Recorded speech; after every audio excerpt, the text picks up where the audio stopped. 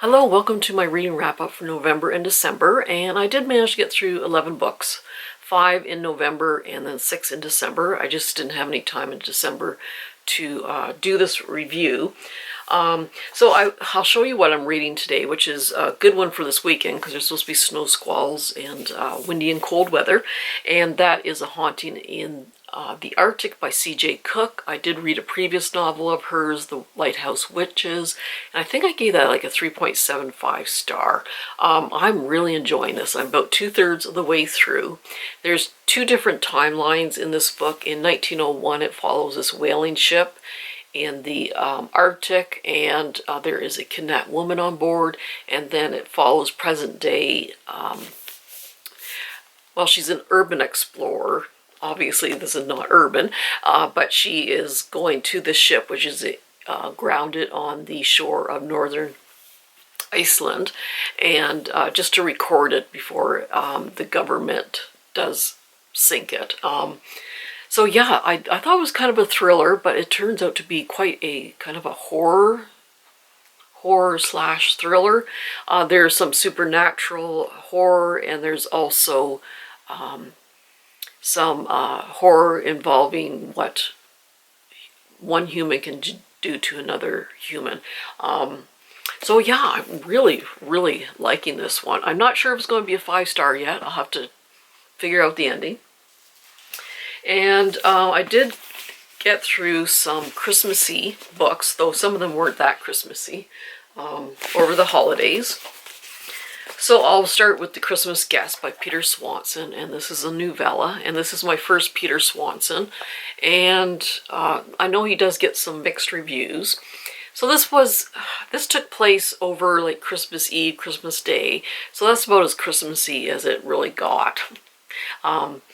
This American woman is attending college in London, and she has no family, and she's just attending school and then hopes to go back to America.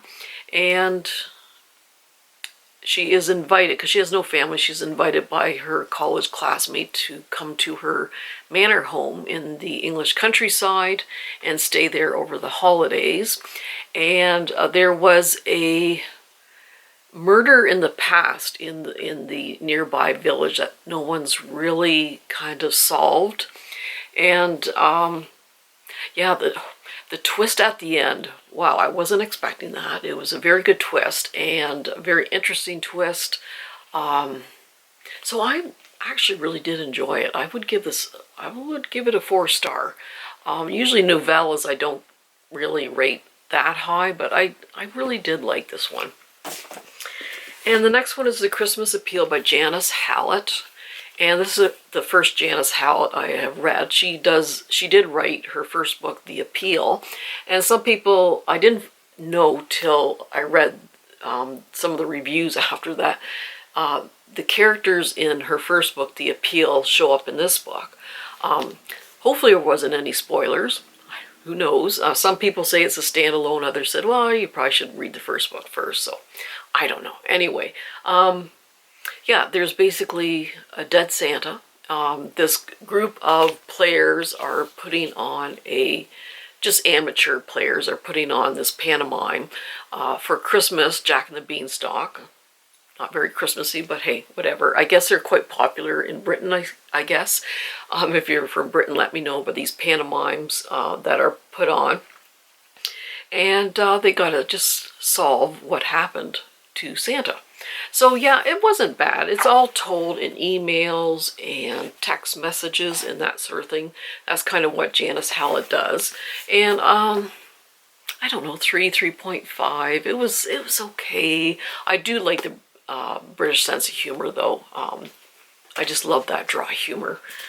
And this is Lisa Unger. This is Christmas Presents. And yeah, this was a little more Christmassy. The main character has a bookshop, and she's getting ready for Christmas, and she does reminisce about the Christmases in her past and that sort of thing. And then she runs a bookshop, and she's the only surviving person of this serial killer way back when she was in high school.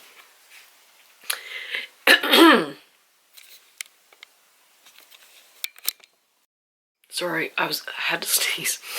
Yeah, she's the only survivor of the serial killer, and she's trying to get on with her life in the same town. And then this other woman disappears, and so they're trying to figure out what's going on, and if this new disappearance is related to the past murders, that sort of thing. I really did like it. I really do like her. I'm not sure if I read a Lisa Unger in the past or not. I do like her writing. I'll just do a couple quotes. The past is alive. It lies, keeps secrets, taunts, invades our thoughts and dreams.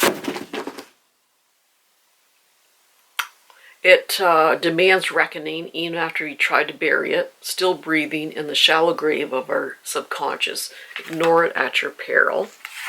And another quote is, the aftermath of trauma, of victimhood, is part of the national dialogue now. We all know its insidious effects, how the body keeps score, how the tentacles of suffering reach far into our future, roping us always back into the past.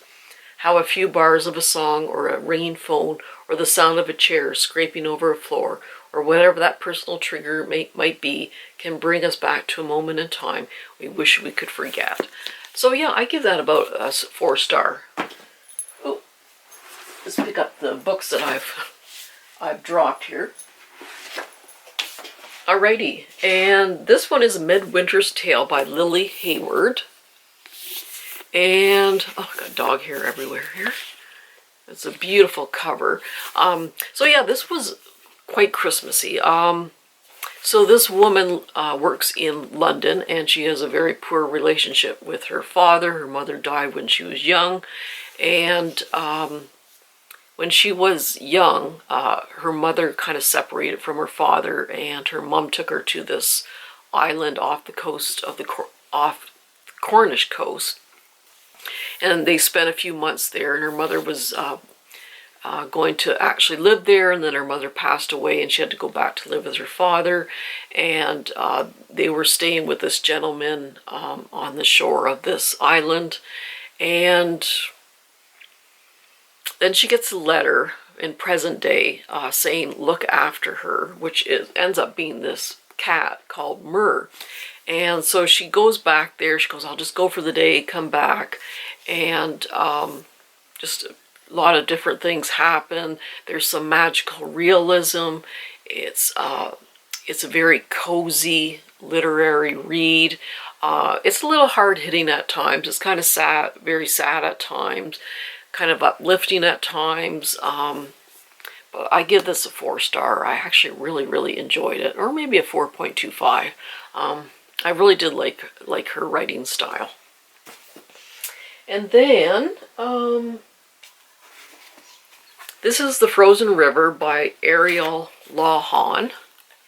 And this takes place in Maine in 1789. So it follows a midwife called Martha. But she's also a healer, so she not only delivers baby, but she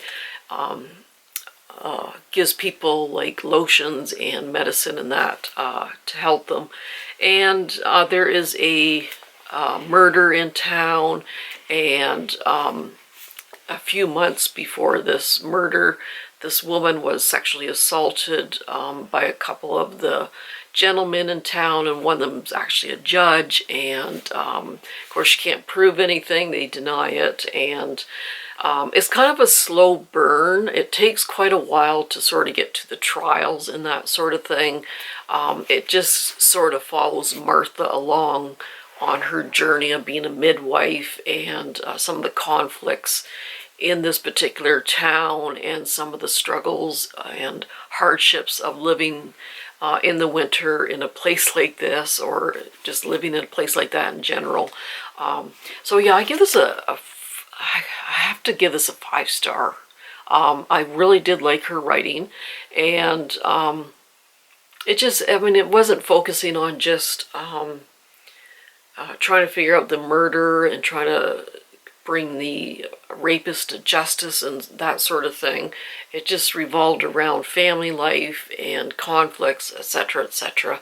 So all around, I really did enjoy it. And I saw some people, oops, just a second.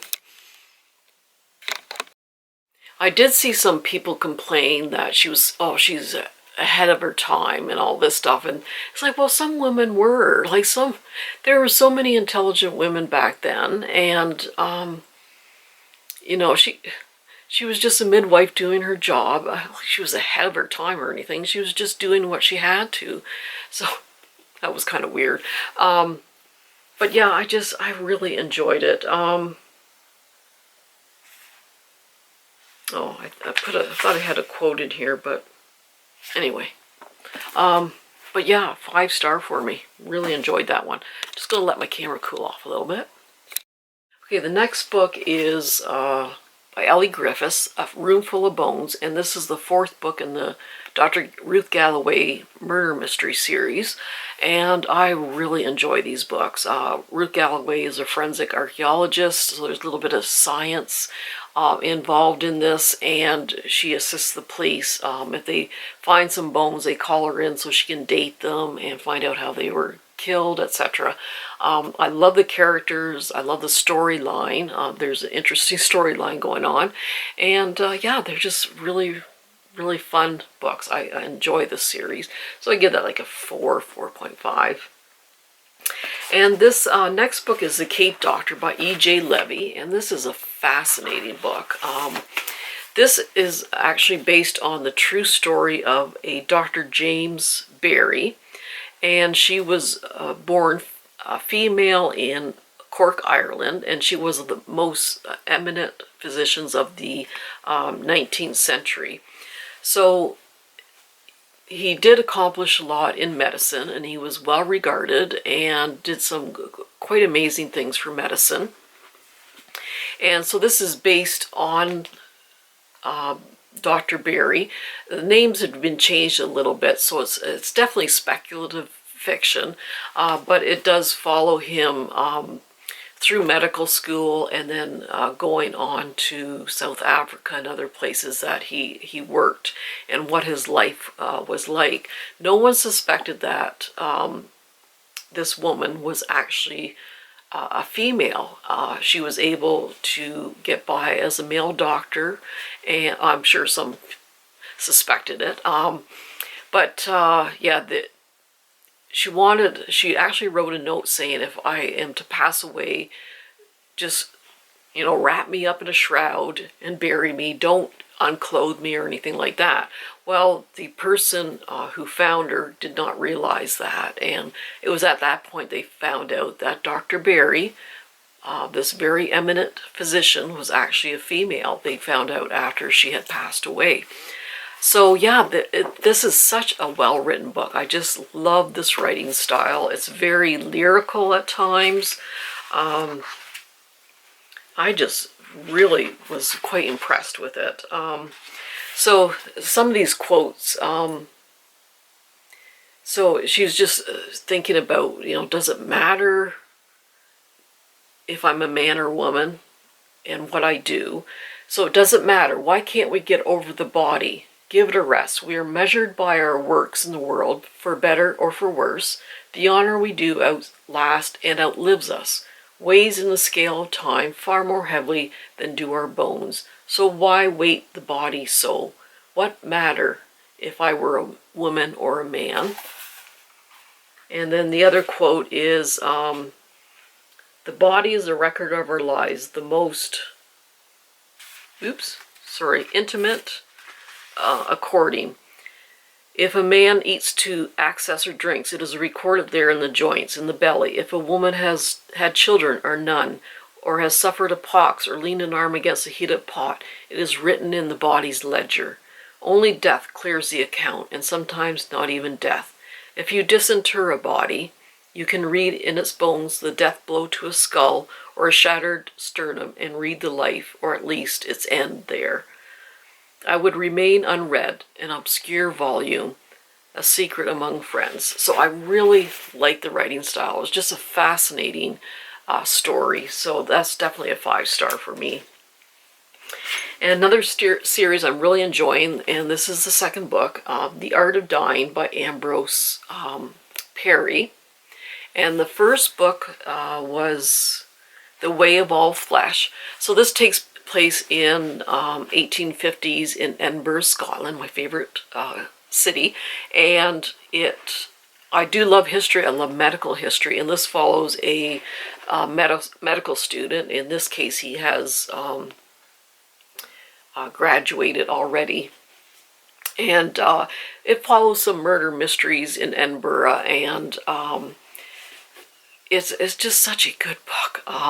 He works with Dr. James Simpson, who is actually a doctor in this time period in Edinburgh, who discovered chloroform and how effective it was for operations, C-sections, etc. And so that was fascinating to read about.